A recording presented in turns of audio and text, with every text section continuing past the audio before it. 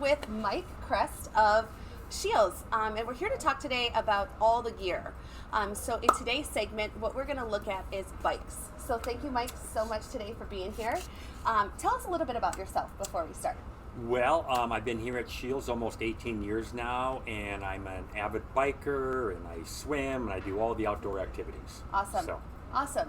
So the biggest question is like, what is the need to have? So as with anything, when you go to the market to like look for a bike, like what kind of bike do I need to successfully complete this try? And we know that there's kind of everything in between. So what is your suggestion, Mike? If I like don't really have a bike, or I got my Schwinn from 1985, what do I need to get going?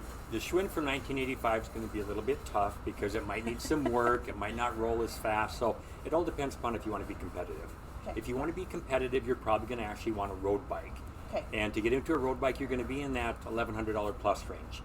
But if you're just doing the race because you want a sense of accomplishment and you want to finish, you could get into a fitness bike, which can also be your everyday bike and will definitely be an improvement over your 1985 Schwinn. Okay, so the difference between a fitness bike and a road bike would be? Weight to a point, aerodynamics to another point. Road bikes will have the bent over handlebars. A fitness bike is going to have a flat handlebar. So it is a little bit more comfortable. You have a little bit more of an upright position. That does mean you catch a little more wind, but it's also a better everyday bike for just driving around the city or your neighborhood. Okay, so basically what we're saying is that if you have a bike that is just kind of something that you use every day, you could probably accomplish the job. But if you're looking to kind of upgrade everyday wise, we're looking at this little fancy thing. Good. You can do a mini tri with a mountain bike, and there's people that do that. You just work a lot harder, and at the end of the race, you're kind of wishing that you had something different. Yeah. The fitness bikes, like I said, are a nice go-between because they do make a great everyday bike. You can still go out and do 20 miles on the highway, and you don't feel whipped when you're done.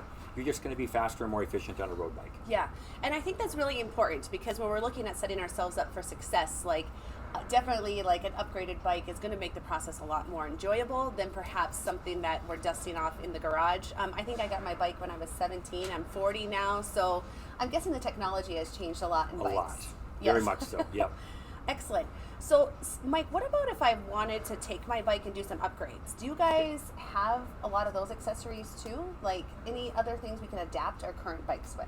To a point. When you're talking upgrades, I mean, it could be a rear derailleur because your old derailleur is going to be a little bit clunky from an older bike and you want to upgrade to something smoother.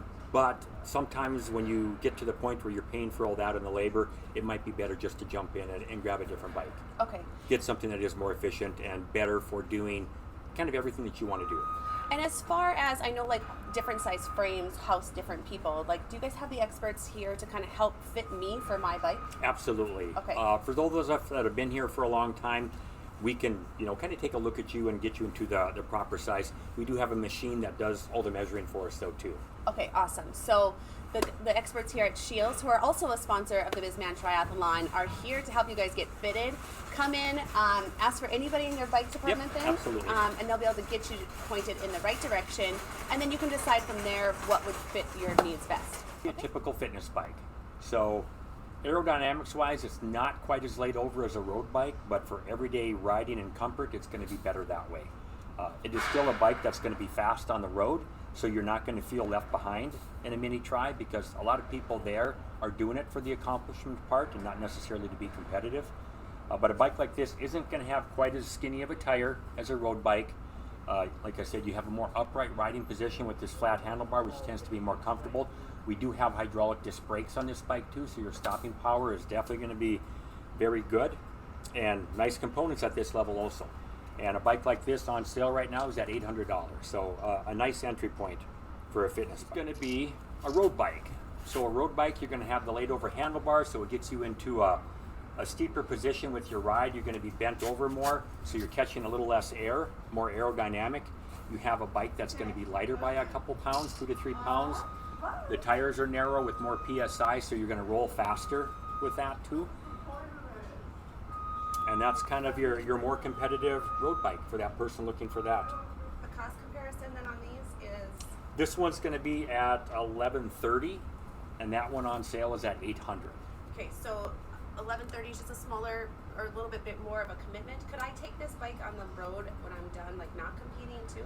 Yes, absolutely. This is a bike that you could go out and tour with if you want to. You can do your 20 to 50 mile rides on the highway. You can ride it in town, but you're going to notice the road chatter a little bit more with the narrow tires with higher PSI. They're harder, they roll harder.